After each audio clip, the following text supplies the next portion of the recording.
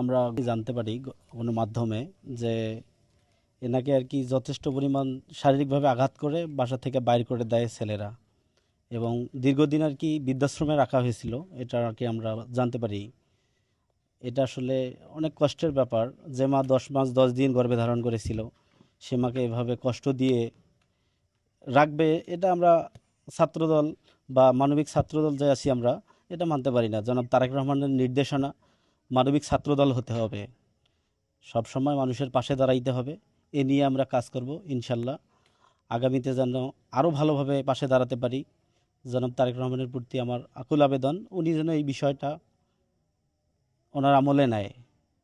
আর আমরা ইনশাল্লাহ ওনার কানে যাওয়ার আগ পর্যন্ত আমরা যতটুকু পারি আমাদের পক্ষ থেকে আমরা ওনার পাশে সবসময় ইনশাল্লাহ থাকব এবং থাকার চেষ্টা করব। আজকে আমরা তাৎক্ষণিকভাবে যেটা পেয়েছি আর কি, ওনার 1 মাসের যতটুকু দরকার ততটুকু আমরা ইনশাল্লাহ নিয়ে এসেছি। মানে প্রত্যেক মাসে আমরা চেষ্টা করবো ওনাকে যতদিন আল্লাহ তাআলা বাঁচায় রাখবে আমরা ততদিন ওনার পাশে, আমাদের ছাত্র দলের পক্ষ থেকে ওনার পাশে থাকবো ইনশাল্লাহ।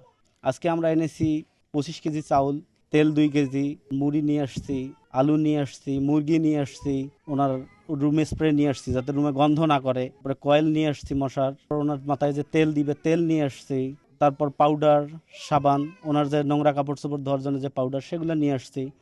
ইনশাল্লাহ এগুলো শেষ হওয়ার আগে আবার আমরা পুনরায় ওনাকে ওনার যেটুকু দরকার আছে ওনার জন্য আমরা ইনশাল্লাহ আবার দিয়ে যাব। আজকের বিষয়টা নিয়ে আমরা খুবই আনন্দিত।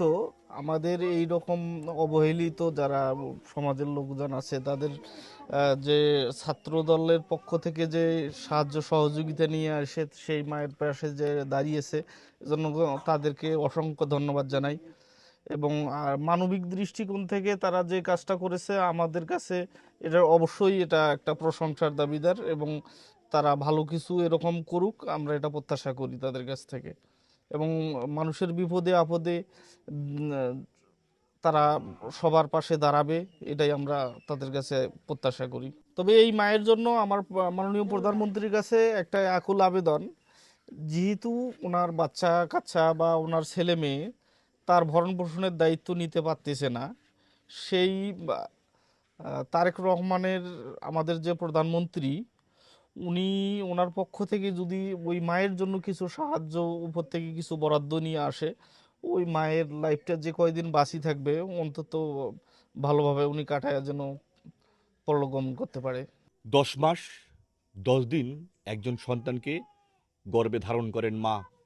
তারপর সেই সন্তানকে বড় করেন, লালন পালন করে মানুষের মতো মানুষ করেন। কোনো এক অদৃশ্য স্বার্থপরতায় সেই সন্তান যখন পশুতে রূপান্তর হয়, তখন এরকম দৃষ্টান্ত আমাদেরকে দেখতে হয়। চোখের কোণে অশ্রু আর বুক ভরা বেদনা নিয়ে মা আজ পাকরুদ্ধ। মাননীয় প্রধানমন্ত্রীর মানবিক ছাত্রদল গড়ার যে স্বপ্ন, সেই স্বপ্নকে হৃদয়ে লালন করে সেই অসহায় মায়ের পাশে দাঁড়িয়েছে মানবিক ছাত্রদল। তাৎক্ষণিকভাবে তাদের এই উদ্যোগ সর্বজন মহলে প্রশংসা কুড়িয়েছে। মাহবুব সুমন, 71, রংপুর।